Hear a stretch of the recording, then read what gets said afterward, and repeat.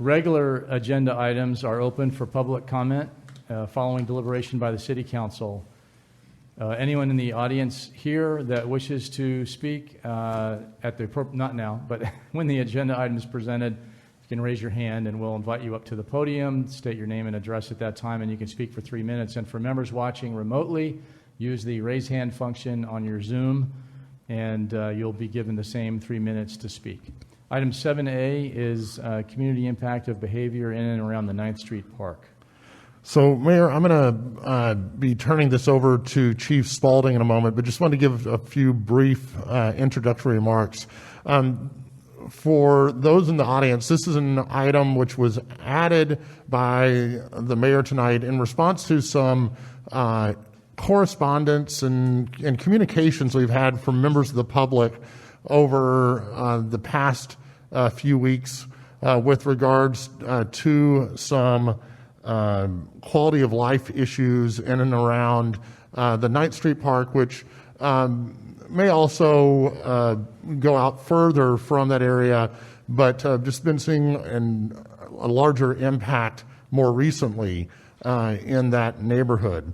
And so tonight, Chief Spaulding is going to be making a presentation with regards to some of the issues at hand, presenting on some information and data gathered, and some possibilities for things for the council to consider, and providing direction to staff to be able to move forward.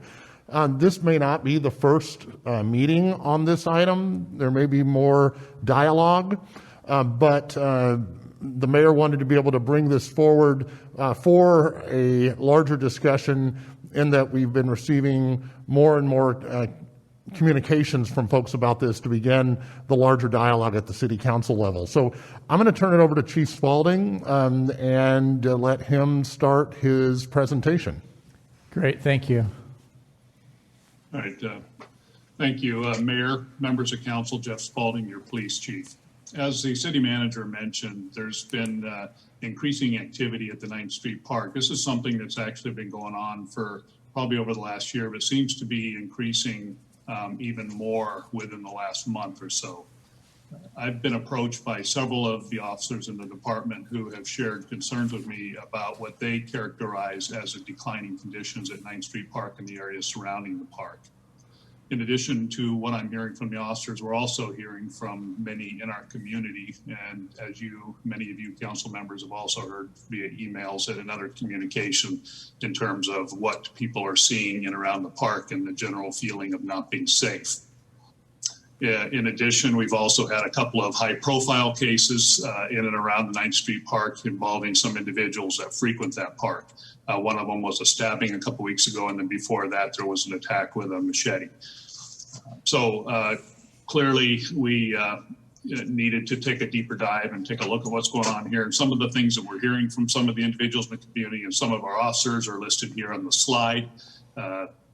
Harassment of passerbys, cat calls, violations of park and city rules, excessive use of alcohol and marijuana in public, disorderly conduct, vandalism, tipping over porta potties, just general lawlessness in and around the area. The officers getting a feeling that some of the individuals in that area feel that there's no repercussions for their activity, and therefore they can do whatever they want and basically feel that they've taken over the park, and some have even mentioned that.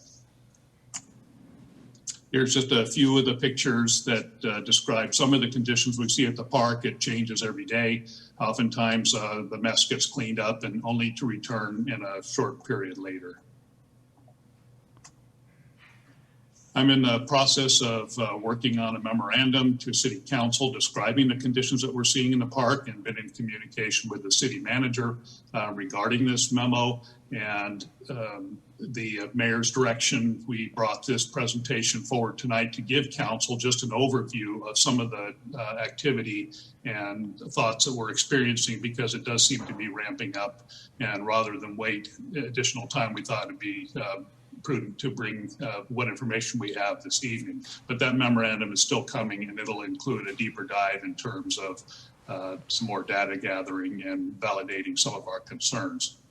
But in order to ensure that what we are feeling from the police department's perspective and what some of our citizens are telling, we want to do some additional data gathering to validate the concerns that we're seeing and hearing.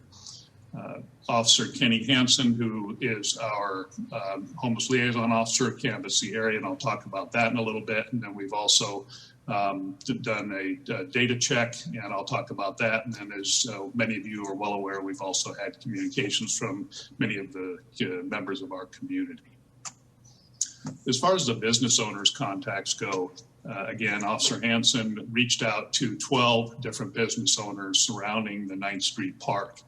All but 2 of those 12 owners have told Officer Hansen that they have concerns about what's going on in the park. The items in this list here are all coming from these business owner contacts. These are also in order, with number 1, feeling of not being safe, was reported by 5 of those 12 contacts. Garbage was number 2, and so on. Most of these things, again, were all information that many of our officers felt as well, and what we're also hearing from our citizens. So as far as calls for service, we have a relatively new tool that's being provided to us through the use of our vendor for our computer-aided dispatch and our records management system. We now have the ability to do what they call heat maps, so we can isolate a particular area and we can look for activity that's occurring around a central point. There are some limitations to the software, but it is encouraging. And as a side note, this is going to be a really great data analysis tool and crime analysis tool for the Astoria Police Department. In this particular case, we selected the area of 910 Astor Street, which is 9th Street Park. And our smallest area that we can focus on is within 1/10 of a mile radius around the park. So the data it provides is raw data, meaning that it's all activity. There are some ways to isolate the types of activity, but I wanted to see everything that's occurring, and then we would do a hand search to determine what activity may be specific to some of the individuals that's occurring in that park. So for 2020, we had over 470 calls for service within that 1/10 of a mile radius. Out of that 470 calls for service, 245 of those were related to individuals in that park. And as I've said many times before, I'm being careful not to identify or label particular individuals, although many of us all know that we are talking about some individuals that are homeless. What we're looking for is the behavior of any individual from any of the items that I spoke about on that list earlier. So again, 245 incidents over the past 12 months in 2020. And then, as I mentioned earlier, the activity does seem to be on the uptick in 2021. And of course, we're only 1 month into 2021. So for 1 month, we've had 80 calls for service within that 1/10 mile radius. 62 of those are related to individuals that have been frequenting that park on a regular basis. If we were to project that out, and if those numbers were to be sustained for the rest of the year, we'd be looking somewhere around 722 calls that would be projected.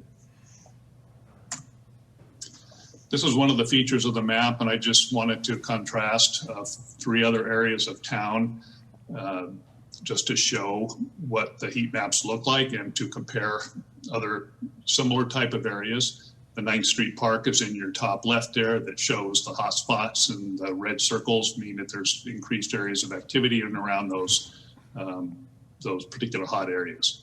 In the top right is the 400 block of West Marine, somewhere near the Port of Astoria. On the bottom left is the 1800 block of Marine and around where the Coast Guard ships are. And the bottom right is 39th and Leif Erikson, near not too far from Rogue Brewery. So when you look at the 4, you can see that there's clearly an increase in activity in and around the 9th Street Park just based on the heat maps alone. And again, this is also based on the raw data. So this does include everything. And it may even include if an officer's making a vehicle stop and they happen to be in that area, that will show up as well. So as we look at what are the potential solutions or remedies, there are some things that we can consider. We've had conversations with council in the past and talking about stepping up enforcement. One of them would be to close the 9th Street Park. That is a potential solution. It may not necessarily be a long-term thing, but it could be a temporary solution while we get our hands around the activity. Using a problem-oriented policing approach, which is straight out of the community policing playbook. It would be for us to use the SARA model, which is the acronym for scanning, analysis, response, and assessment. And using that approach does include, in some cases, a zero tolerance enforcement approach on identified types of crimes and violations, and identifying a specific area that we would target to try to reduce the general sense of lawlessness in that area. As I've said many times before, that we are not enforcing certain individuals for the purpose of punishment. It's, in some cases, it means trying to get people into services, and it's been an effective tool. Sometimes that's what it takes to get certain individuals into services.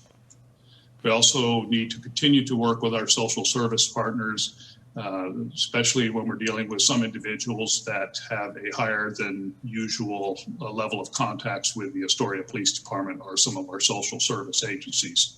There are some individuals that frequent that area that we have had extreme volume of contacts, and we're having to deal with these individuals on a regular basis. The working with our mental health partners and our social service agencies and working with substance abuse, I think this is also an approach that we can use to reach out to some of these individuals and hopefully make an impact.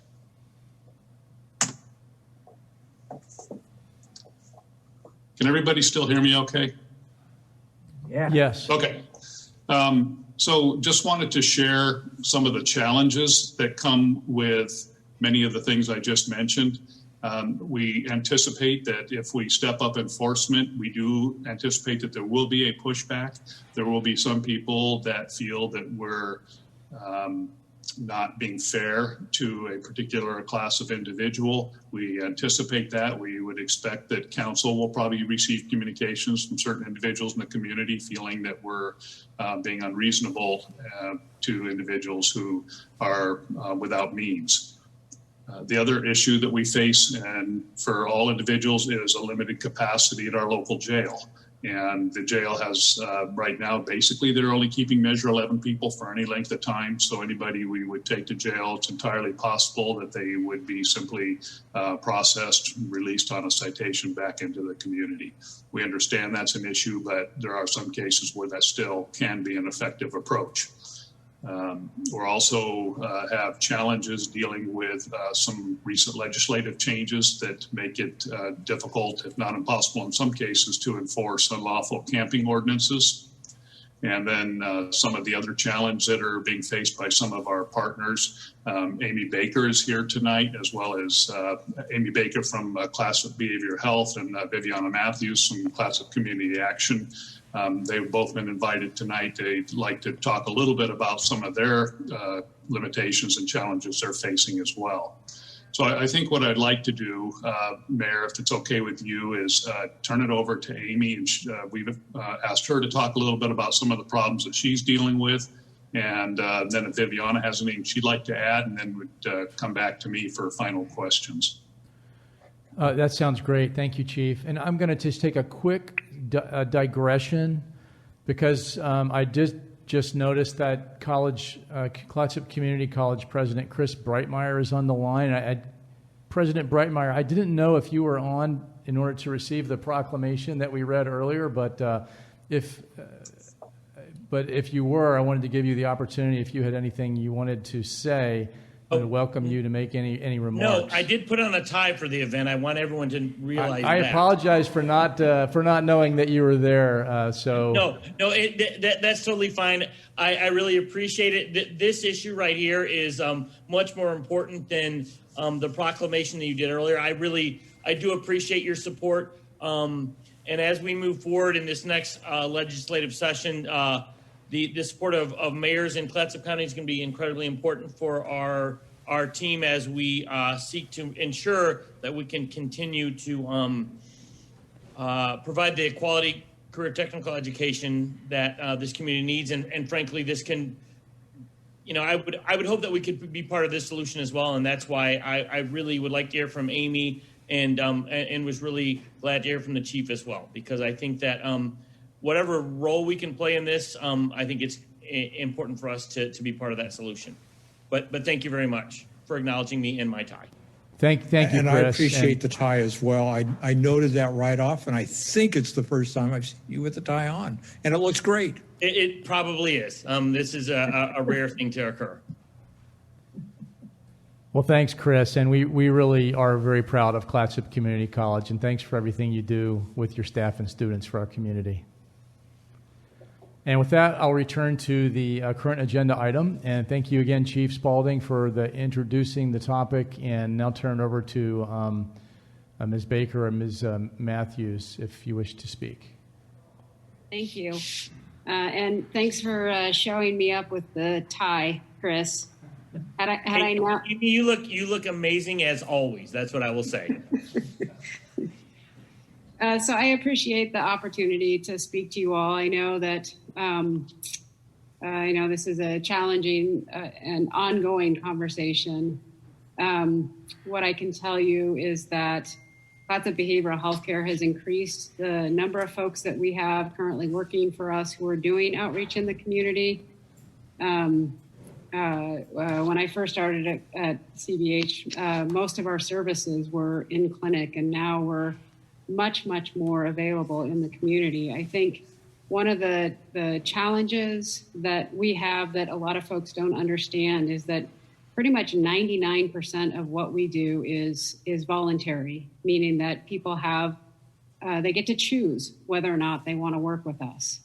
And as an organization, it is our role and our job to make our services as accessible and friendly and comfortable and supportive and encouraging and all of those things. And still, there are many folks who choose not to make use of those services.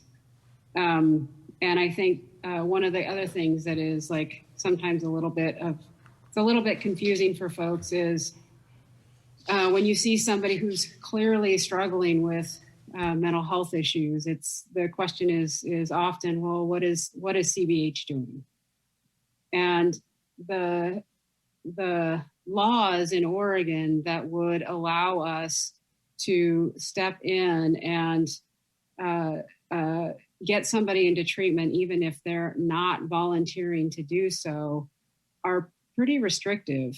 In fact, in Oregon, the commitment laws tend to lean in the direction of individual civil liberties. And so basically what that means is that we favor people's right to make the choice to not be involved in treatment, and we favor their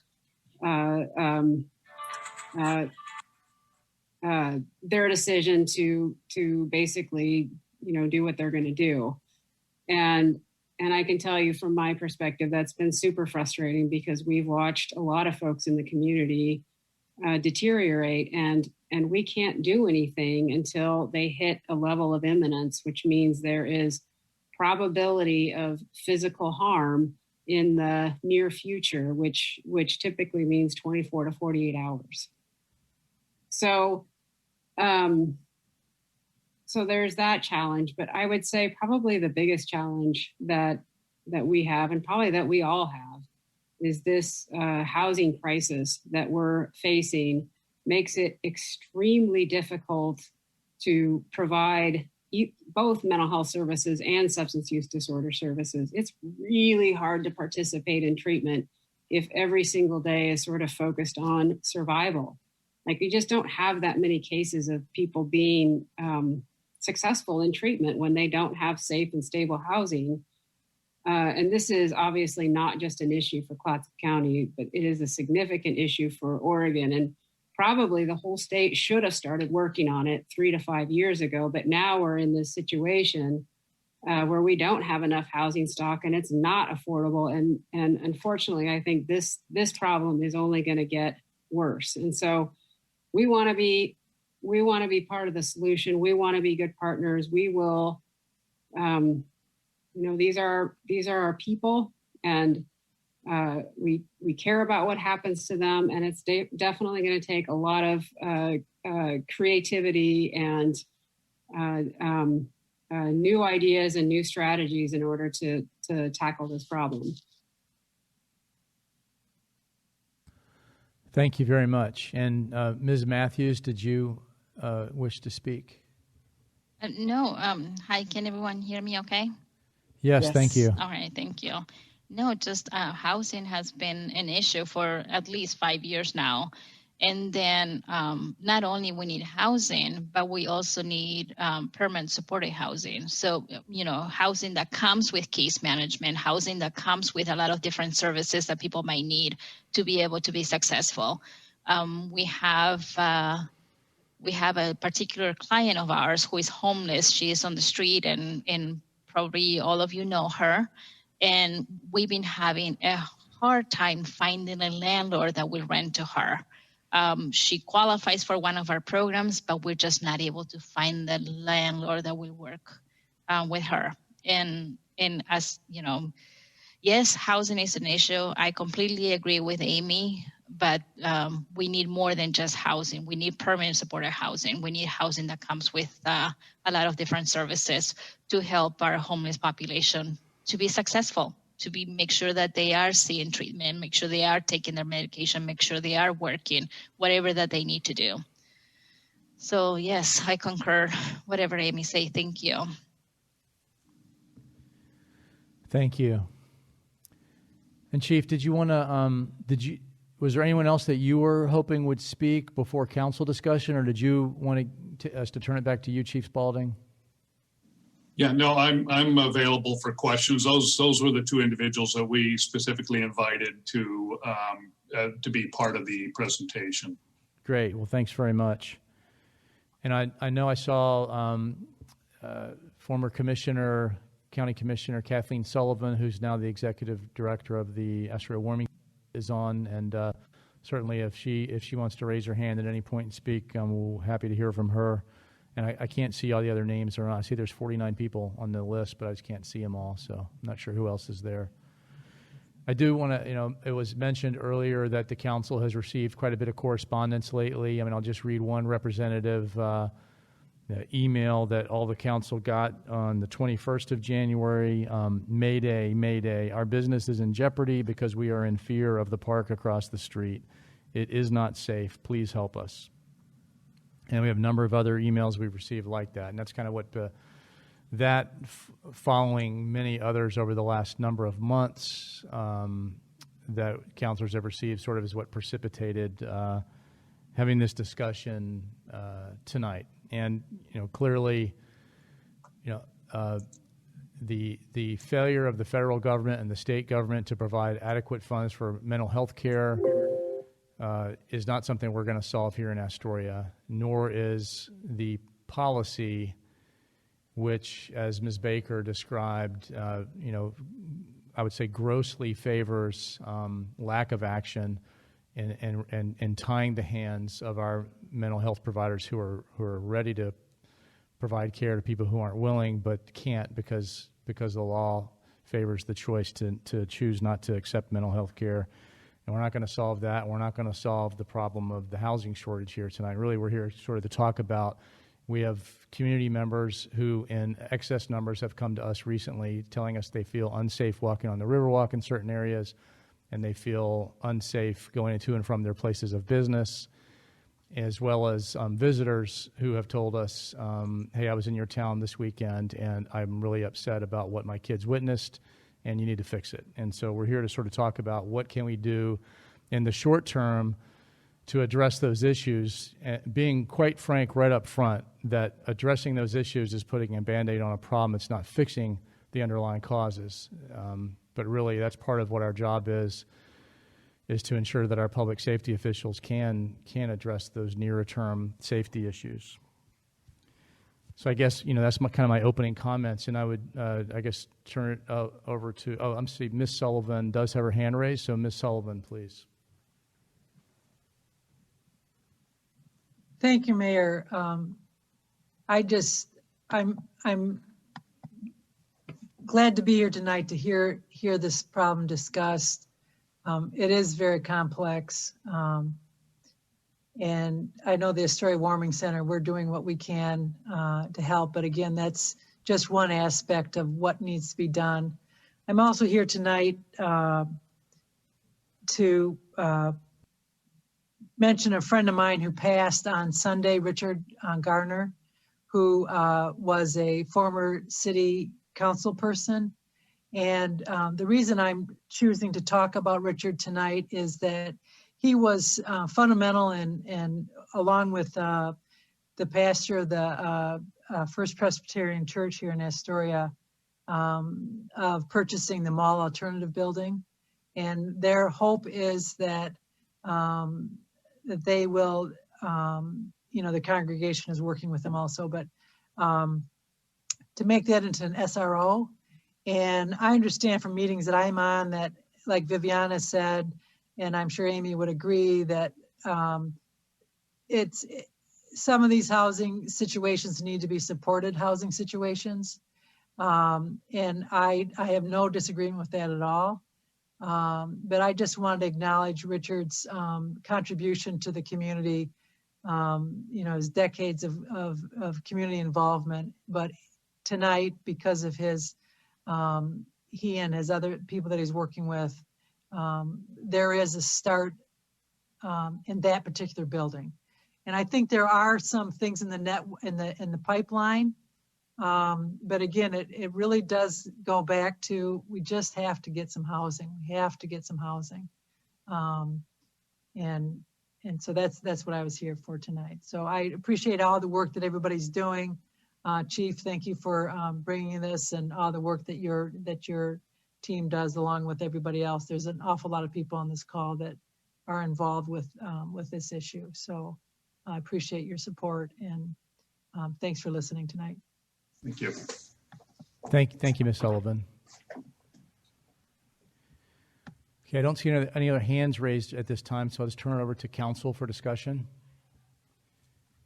Well, I'd just like to jump in here real quick. I don't have a lot to comment.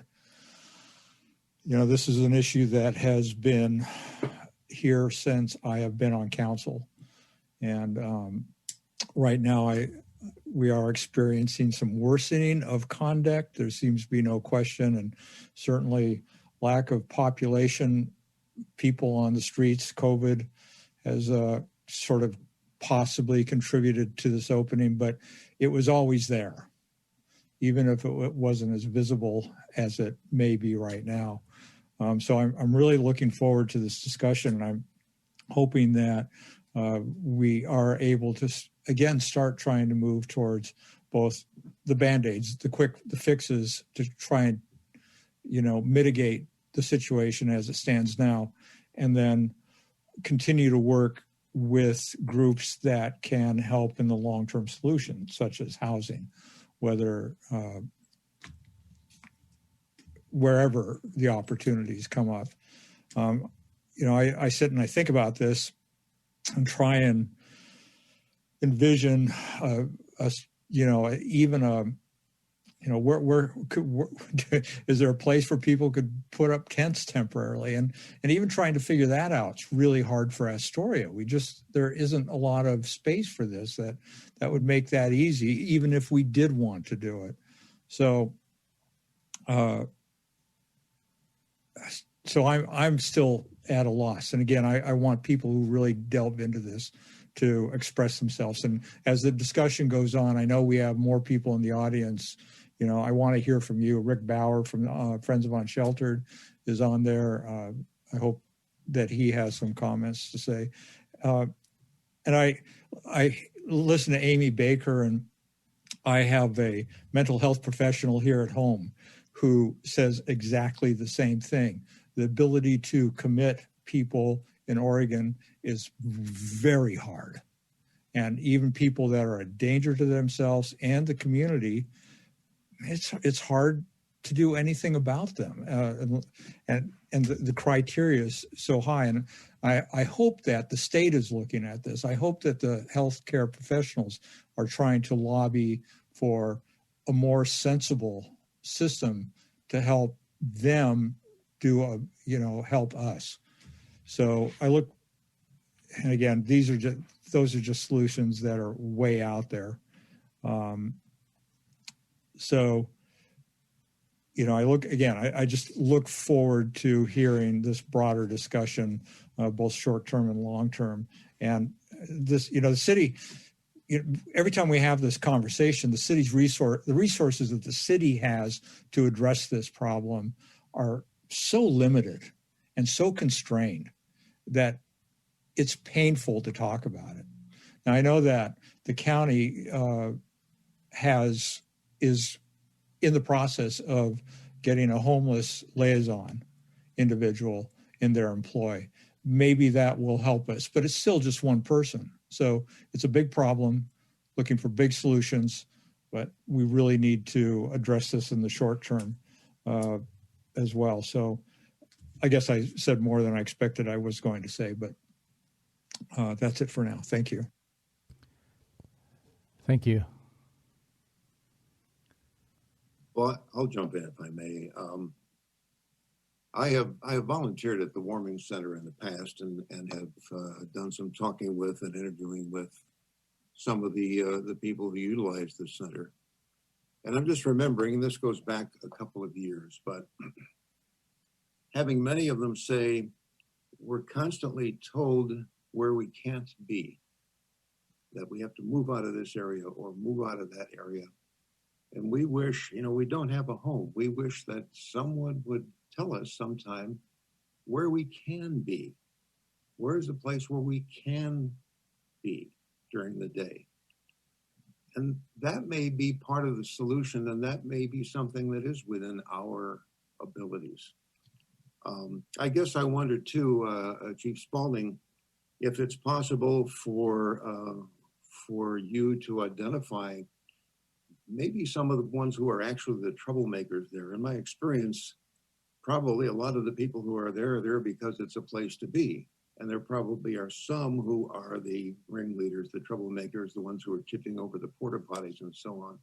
And I just wonder if it's possible to focus on them. Some of them may not even be homeless. I mean, anything like that attracts, there are troublemakers in our society, and there are people who like to cause trouble. I just wonder if some of them may be those. But if we could identify the ones who are actually causing the problems and not make it the whole group that's guilty, and maybe think about where people can be, those might be a couple of the things that would help our situation. I do have some things I'd like to say, but I'd really like to hear from those in the audience first, if possible. So, are there any other counselors that wanted to speak now? Or we can. Yeah, I'd like to say that I appreciate all the hard work that everybody's putting into this. This is a challenge that we're going to face, I believe, the rest of our lives. It's just not going to go away. And it's up to us to hopefully come up with ideas to help. I think Roger is right. People need a place where they can feel safe and they can go to. And we need to be able to provide them that. That's really important. I think it's important for us all to be involved and have this conversation. So I'd like to hear from people that are more experienced in this than I. Thank you. And I do want to just emphasize that, again, we're not here tonight to solve the housing crisis or the problems with mental health treatment, resources, and policy. And we're not here because people are spending the day in any public spaces or camping in any public spaces. That's not what this is about. This meeting was called specifically to address instances of people engaging in behavior which has been harassing and intimidating of residents and visitors. Whether people are sitting in a park all day and whether or not they have a place to live is not the subject of this discussion. And we're not here to suggest that people shouldn't sit in public spaces. It's specifically to address behavior. And, when in the last couple of weeks I have got communications from small business owners, from residents, and from visitors alike telling me they do not feel safe walking in certain parts of town, and they have had specific instances of being harassed or threatened. And so that really is what we're here to talk about tonight, is the behavior and what, if anything, our public safety officials can and should do about it. And to the extent that there is, there is room on either side of enforcement, I know that the police would like to hear from the council what the council's feelings are about enforcement policies and enforcement emphasis, so that the police know they are acting in accordance with the council's wishes and have the protection of the council before they make any changes in policy.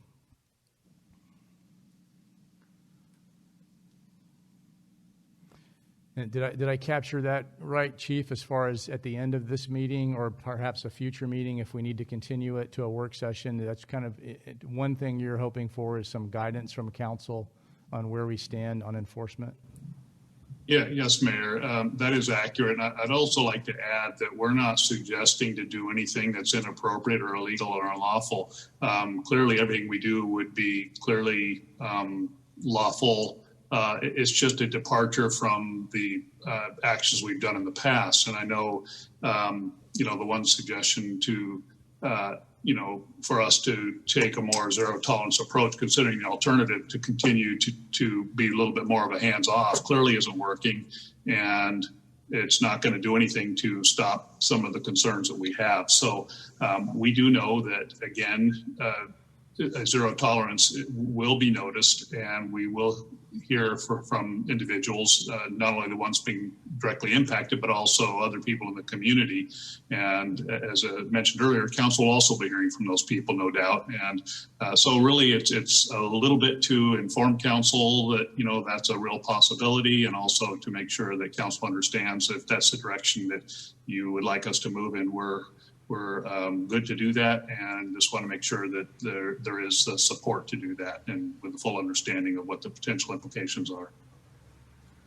Thank you. So, and we do have Ms. Dorothy Olson here, who you did have your hand up earlier. I don't know if you want to speak now or do you want to? Okay, you're welcome to come out. Welcome to come to the podium, and you would have 3 minutes to speak.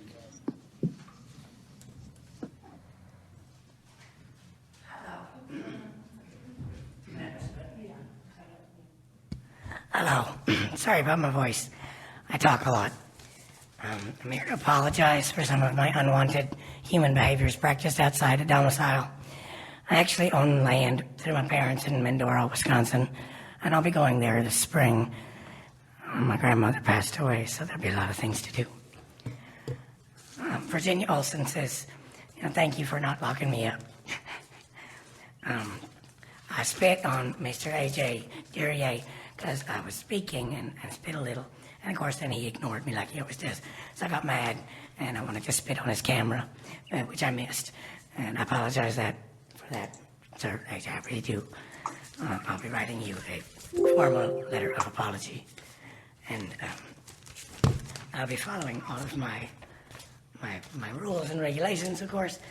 And I'm here to say thank you for listening. My name is Dorothy Olson, and I live on your streets, sometimes under them.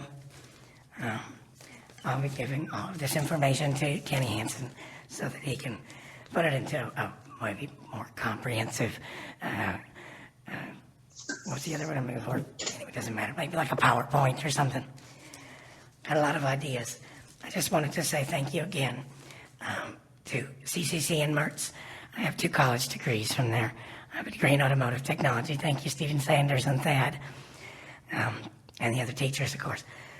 And I have a degree in business. It's actually general studies with a business cluster. I'd like to get a historic preservation degree as well as a seamanship degree or certification or whatever. My mother was the first of the all-female crew in San Diego in '78 in the Navy. My grandfather retired Navy, as is my Uncle Eric. I also wanted to say thank you to Crest. They hired my friends Michael Messick, he was my boyfriend at the time, and Aaron of Chinook, Washington, who lives funnily enough on Olson Street, in a house they were gifted as a wedding present. They planted trees. I wish I had been in better shape and not working 40 hours a week so I could have gone with them. I was fat, and I had a sedentary job. You guys do amazing work. Thank you so much for being here. Thank you, Ms. Olson. And I see that Ms. Heath has her Zoom hand raised. Sure, it looks like I am not muted, if you can hear me all right. I'm Sarah Lou Heath. I'm the director of the Downtown Association. As you might imagine, this is a topic that has been of interest to a lot of our members for several years. And I've had the pleasure of working with a lot of the folks trying to get folks into services. And we've had a lot of conversations about behavior. And I think that that's the key. But I feel like that we would be remiss if I didn't bring up the some of these impacts that while these people are struggling, and it's wonderful to live in a community that wants to take care of everybody, and we recognize these large institutional problems, we also have some really immediate problems, where one thing leads to another, in that we've heard complaints of people trying to have phone consultations, but somebody is screaming outside of their door. We've had a business owner recently physically chased inside her business, and she needed to lock the door and call an APD officer to come. Of course, everybody knows the implications that this pandemic has had on businesses. And so when you can only serve the 3 tables that you just paid for, and there are people disrupting that service, or there are people leaving messes on the tables, that type of behavior really has an impact on someone else. It doubles that tragedy. And I think that we do need to, as Mayor Jones says, we need to have some immediate remediation of these problems where they're occurring, the people that are instigating them. And I'm very excited at the proposition of having a homeless liaison person that's working within the community that can,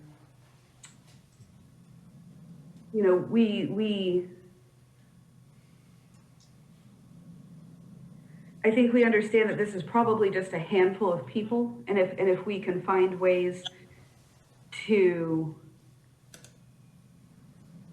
engage with that handful of people and kind of that 80-20 rule and get things back down to a workable section. But we've definitely heard complaints of leases going unfilled once people see the situation on the sidewalks around that business, of lost customers, of all of the, cars being dirtied, cars being left threats on. And it's just kind of, we've reached a point where,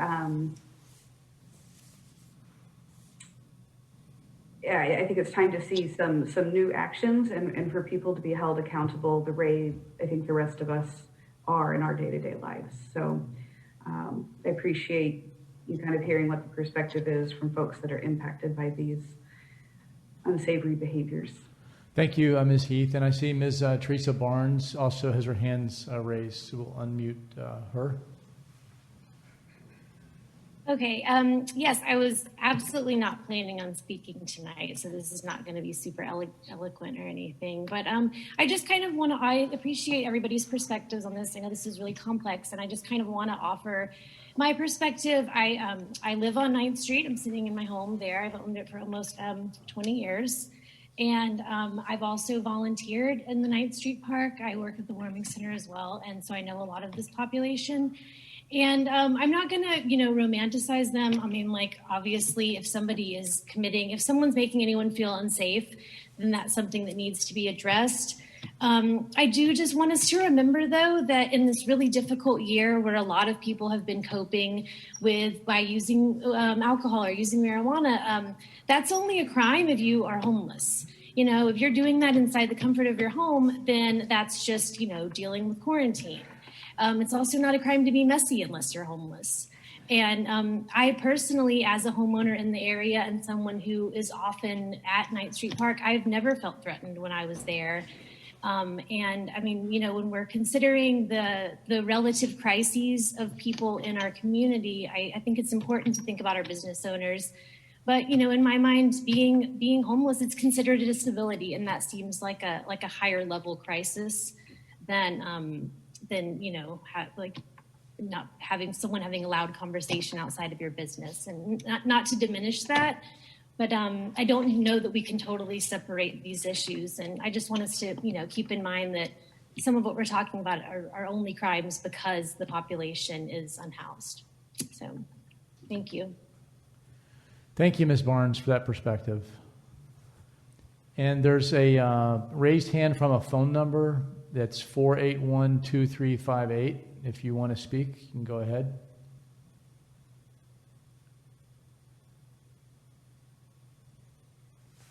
Do you know the unmute for a telephone?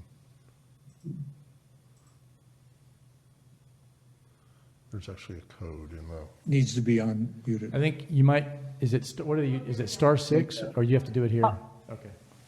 Okay, you Hello? can speak now. Can you hear me? Yes. Yes. Yeah, hi. Thanks. Sorry, it took me a second to figure out the phone. I live on 3rd Street. I'm on the Riverwalk 2 to 3 times a day walking my dog. Also, the great thing about living downtown is being able to walk to the library, walk to the bank. So the Riverwalk is both my front door and a path that I travel a lot. So I have a lot of encounters with the people we're talking about. I want to say up front, I've never been harassed by these people. I have seen violence between people, but not against homeowners or property owners, but against themselves. My thought on the reason for the gathering on the 9th Streets is someone brings them food for lunch every day. Other people provide clothing. The city provides them sanitary stations. And so it's a natural meeting point for that group of people because people bring them things. I think as the new hotel opens east of Bowie Beer, there's going to be a real problem regarding out-of-town people and the homeless population on the Riverwalk. I had a chance to talk to a patrolman the other day, first name of Kevin, I can't remember his last name, and he talked to me for a good 10, 15 minutes just about the problems that they have and some of the things about how hard it is to enforce certain laws. And one thing that I think would be helpful would be to change the parking on the Riverwalk. There are at least 5 to 6 cars at any one time with people living in them, and a huge 20-foot swath on either side of the vehicles of just trash. I think if there could be made if you could change the parking or establish a parking limit, I think that would be helpful. I appreciate your time. Thank you for your comments.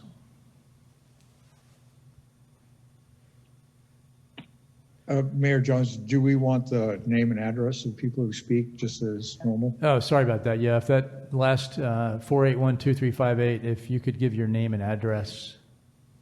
Sure, it's Jim Hallow. I'm at 1 3rd Street, Unit 407, Astoria. Thank you. Ms. Barnes. And then Ms. Barnes, if you wouldn't mind giving your address too, it's just we're supposed to have that for the record. yes, I'm at 875 Franklin Avenue. Thank you. You're welcome. Any further council discussion? I don't see any other audience hands raised at this time. Yes, there's so much to cover. This is a quagmire, as we all know. There's no quick, easy remedy coming. Affordable housing, even if we are able to get more, could be several years out. I mean, I hate to be sounding cynical, but that's the reality of the situation. Meanwhile, we have businesses that are concerned about their livelihood.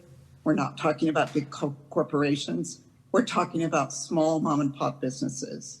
And they're threatened even more with the pandemic and everything going on. But when it's compounded by somebody coming into a business and chasing someone around the business, we're not talking about somebody not just being able to hear a phone conversation, much more serious problems. Another business owner communicated with us several days ago that a man had stepped onto the stoop of her business, and then he fell straight backward and had a concussion, I believe. And I'm not sure what happened after that, but I guess for me, there is a line that we cannot cross, and that is when somebody feels threatened physically, when there is violence committed. We should not tolerate that at all. We need to respect the rights of people to earn a living downtown. I do not have an issue with people non-violently congregating, but what I fear is that when there is a congregation, it draws others who perhaps are not nonviolent. So we really need to get a handle on this. But one concern is that, let's say we close the park, which is something we may need to do. Where does the problem shift to? So I guess, are we really going to be able to get a handle on it? If we can have a no tolerance and that, slows the problem down, then I'm all for that. I know what I sound like, but we have to, I can't ignore what we've heard from businesses, and not just businesses, but residents who live in the area or people who walk along the River Walk. So that's all I have to say. Thank you. Any other council comments? Sure. I certainly can support a zero tolerance. Hey, Roger, could you lean in a little closer to your mic? It's really hard to hear you. Sure. Is this any better? A little bit. A little bit? I'll try to be louder. I can certainly support a zero tolerance policy based on how I think Chief Spaulding would execute that. And I think the way he would is it wouldn't be a factor of whether someone is homeless or not homeless. It would be dependent on whether that person was committing acts that we would not accept from anyone, whether they were homeless or not. And if it's done on that basis, I think enforcing the law makes sense, and I think that's something I certainly as a counselor can defend. So I would support that. Yeah, and I'd agree with Councilor Rocca, as well as Councilor Herman on both counts.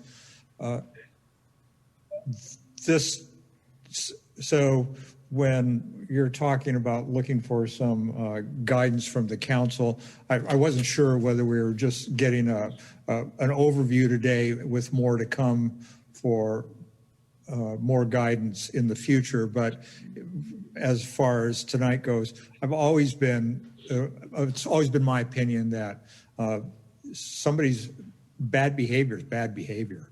If you're breaking the law, you should be held accountable, even though it's tough to hold people accountable when you take them to jail and they just get let out again.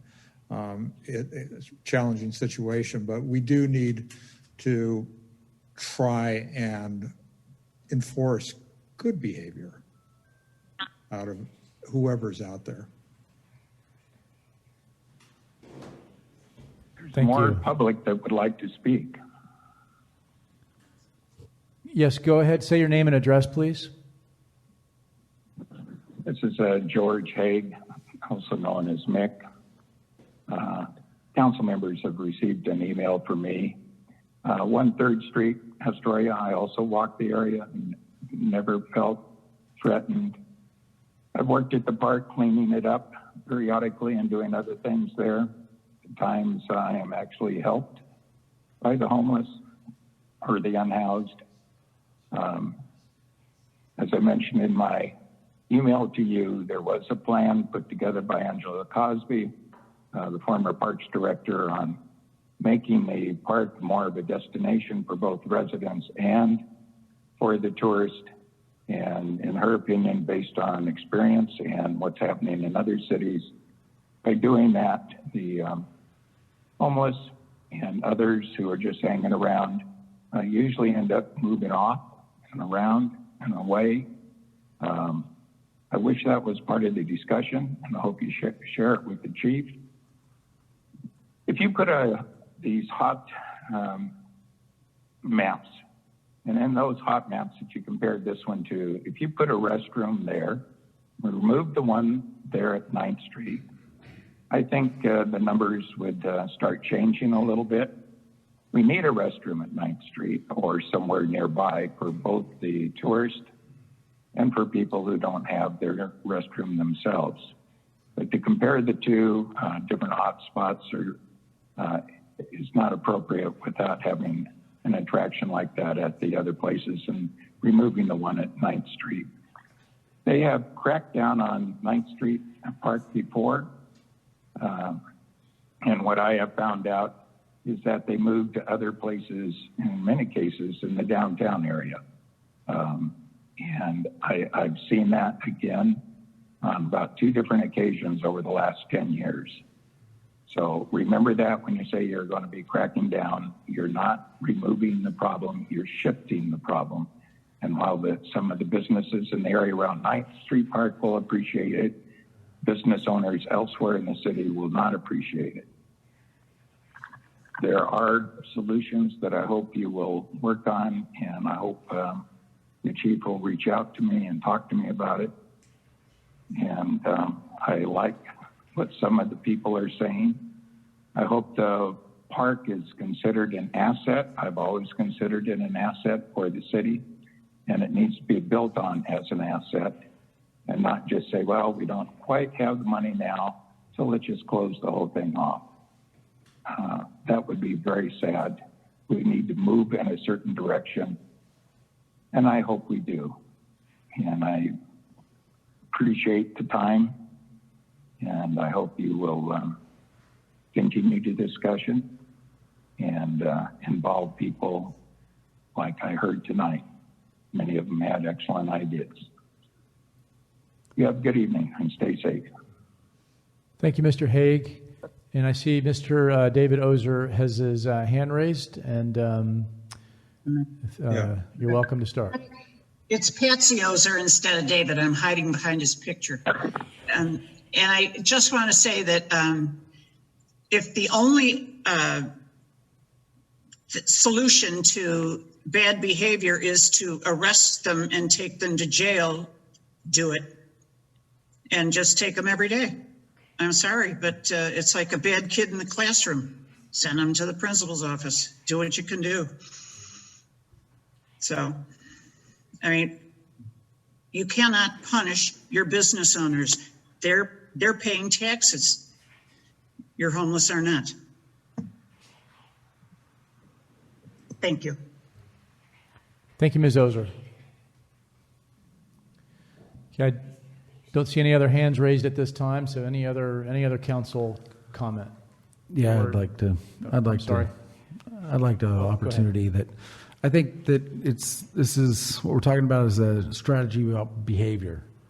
And I think that behavior that is not becoming of the rules and the laws of our city, they need to be enforced. And that's really what I think that our citizens are asking us to do. Now, we don't want to dislocate people or offend people, but we need to protect our citizens. And the citizens that aren't able to protect themselves need that. And so the bad behavior, the behaviors that harassment, knife pulling, people being stabbed, people being yelled at and threatened, just because you haven't been threatened doesn't mean that it's not there.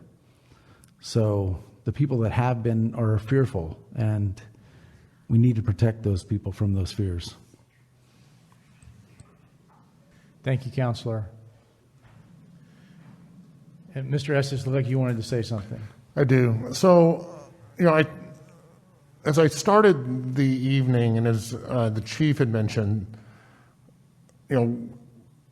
we are looking for some direction from council, and I believe that we have definitely received some direction from council this evening on some of the items. There's some things that were mentioned in the presentation, such as closing the park, which are more complex, and it's not something that we're looking for direction this evening, because there are implications if that park is closed, because there are functions that are provided there, such as feeding empty bellies, that utilize that space.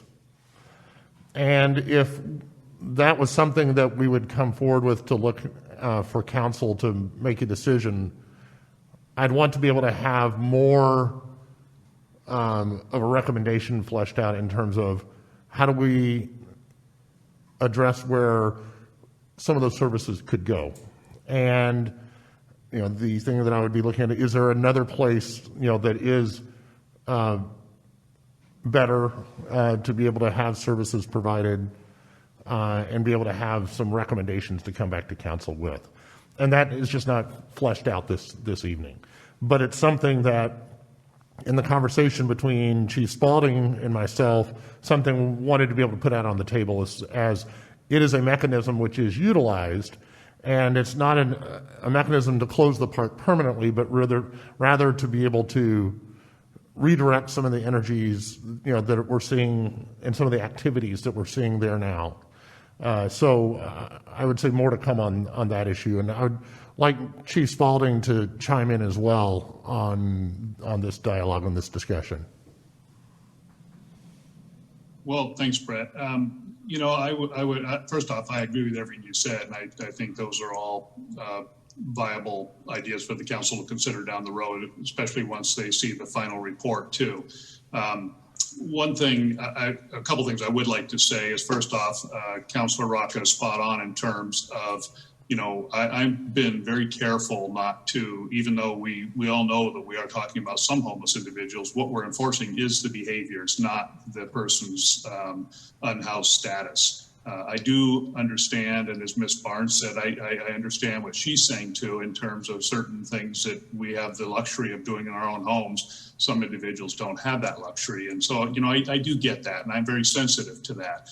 But what I would ask is simply, some of these individuals who do live outside is simply be part of the solution rather than part of the problem. And as simple as, cleaning up after yourselves and working with other people and working with us. One of the things I keep repeating myself, but it bears repeating again, is that, enforcement is not always about punishment. And I'll just give you one quick example where an individual we've been dealing with for a long time had numerous calls for service, finally able to make an arrest the other day. It did force her to come before a judge who ordered her to go to the hospital. And so it did give that person opportunity to potentially get services. And oftentimes that's what happens. And those are the outcomes. Very few people are going to spend any meaningful amount of time in jail or pay a fine that they don't have money to pay.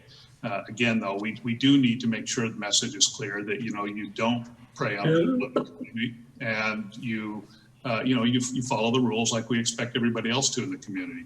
is probably one of the most frustrating things for me to hear as the chief of police who's charged with keeping the public safe is when people come to me and tell me they don't feel safe in our community. I have an obligation and also a moral imperative to ensure that the people that live in this community are safe, regardless of your housing status. So I know, Brett, that's probably a little bit of a departure from your question, but everything that you've mentioned is accurate, and I do hear the council tonight. I understand that clearly there is support there to move forward with that enforcement strategy, and I expect there'll probably be some more items for consideration once we have the final memorandum completed.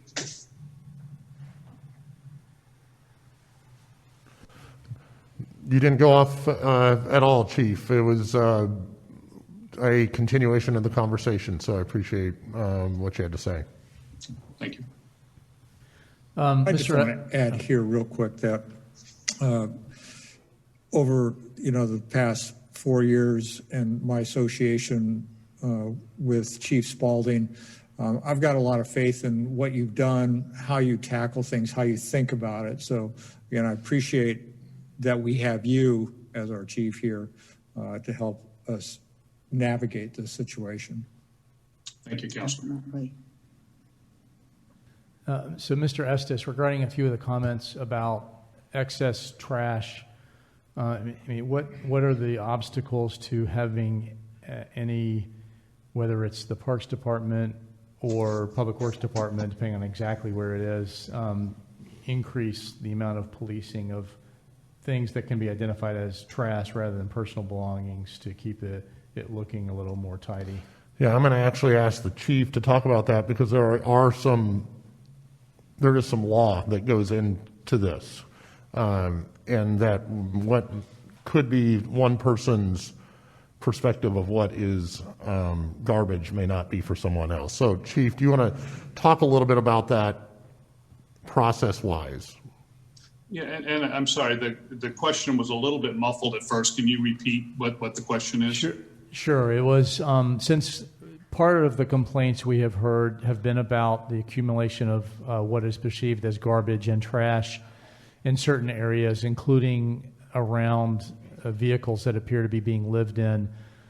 And I was asking Mr. Estes whether there's an opportunity to use our Public Works Department and or the Parks Department to increase the frequency of trash pickup, acknowledging the fact that using the comparison to sweeping camps in the woods, there's a presumption that some material may be perceived by some as trash and may be perceived as a personal belonging by others. And are there some types of quote unquote trash that can be readily identified as, yes, that's trash, that's a McDonald's wrapper, it's not personal property? And kind of, Chief, what I was thinking is if you could talk a little bit about the process that we've been through even recently on addressing some of the scenarios in terms of what is required with regards to posting and those types of things. Right. So I would say first off that, a lot of this is a little bit of common sense in terms of what's trash. Unfortunately, the courts don't always see it that way. If we're determining that something that we feel may be trash, there's going to be some individual that may feel that that's their own personal property. So that there are those challenges, and as soon as we remove some of what we think may be trash, then there is a potential that the city can, be sued.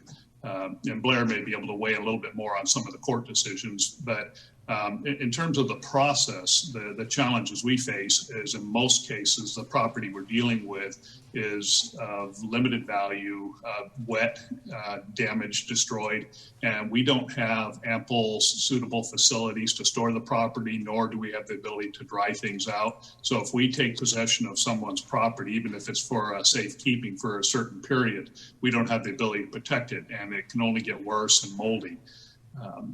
The other challenge, of course, is that many of the camping sites that we've dealt with are oftentimes in areas, especially during the inclement weather like we're experiencing, are in areas that are difficult to get to, put our public works employees in hazardous conditions, and dealing with other types of dangerous type things when we're dealing with syringes, needles, and now, of course, there is a COVID concern. So there are a lot of logistical challenges to removing somebody's property. Again, clearly there is some things that I would feel comfortable saying that's clearly garbage, like you said, the McDonald's wrapper, those kind of things, and trash in and around a trash receptacle that's overflowing.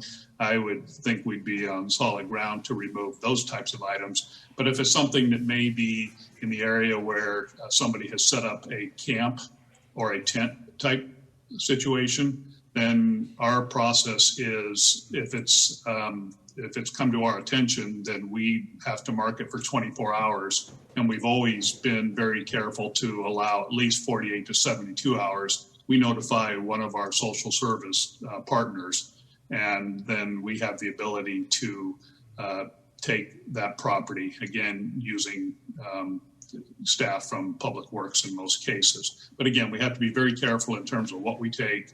It has to be inventoried, and we have to be careful if there's something of value because it's worth something to somebody. Okay, thank you, Chief. And at this point, I'll ask City Attorney Henningsgaard if he has any comments on any of the discussion so far. I really don't. I think the chief put everything in a good capsule. It takes a lot of judgment, and the problem comes if we're displacing residential individuals, people who are actually living there. Transient folks are going in and out and causing a problem. I don't think have been associated with any of the cases that we've seen so far. Thank you. So I think really at this point, Mayor, the chief is going to continue to prepare his report, as he was noted, be able to provide more information, more detail, and be able to come back for more discussion on this issue. May I ask a quick question of Brett? Do we have, I'm trying to remember what it looks like there. Do we now have adequate disposal facilities there for people who may wish to clean up after themselves?